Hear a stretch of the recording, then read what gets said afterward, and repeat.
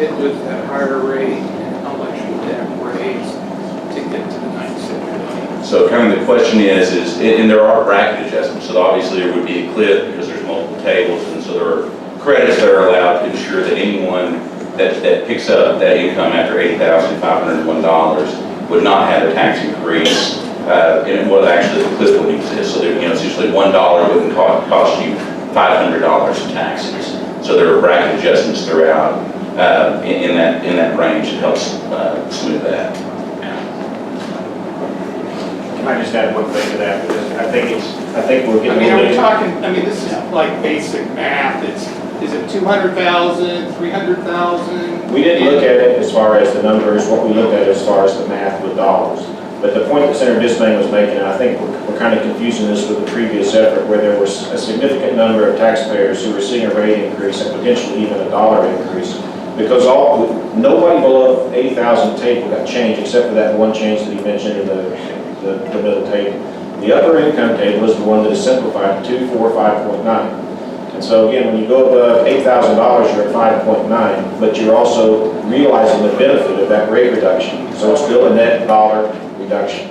So one of the premises, as I said earlier, when we started out on tax plans was there was not net tax increases. There may be rate increases, but there will not be net tax increases dollars-wise for anybody. And that's what this plan accomplishes. And with three-fourths of this, maybe a question more for legislative leaders too, but how confident are you that you can get three-fourths on that, and how quickly do you all want to work it? I guess what's the timeline on trying to get this through? Well, I think Senator Dismayne is going to file the bill today, and I think you'll see it heard in committee next week. We already have met with, on our end, and the speaker can speak for his end, but we've met with both caucuses. All members have been given a copy of the bill.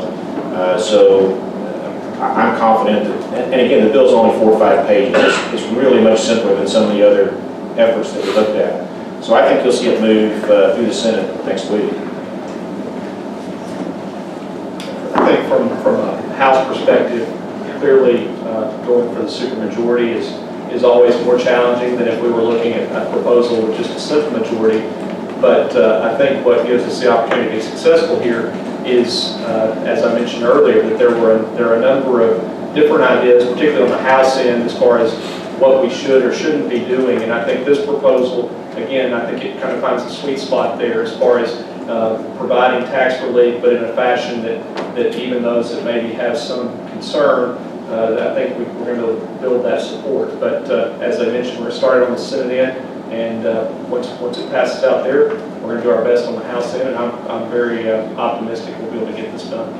Is this separate from the internet sales tax? And it was $20 million worth of federal conformity that had been proposed.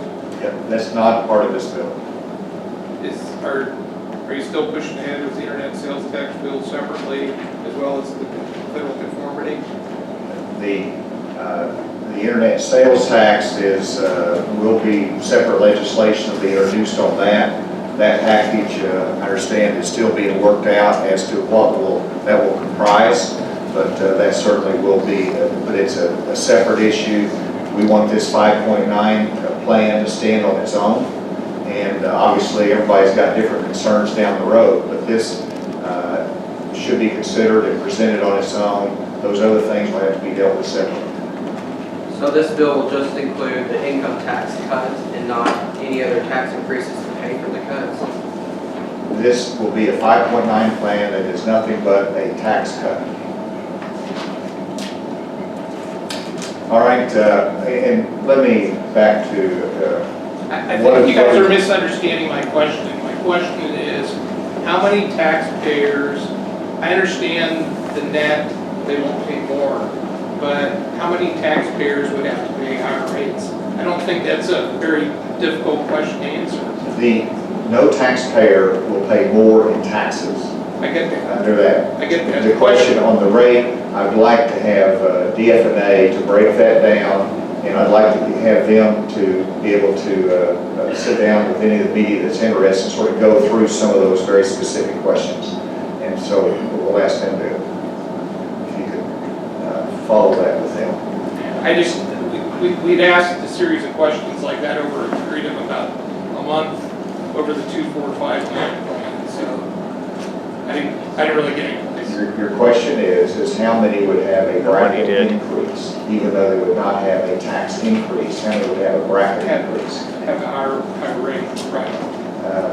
Director Walter? We'll have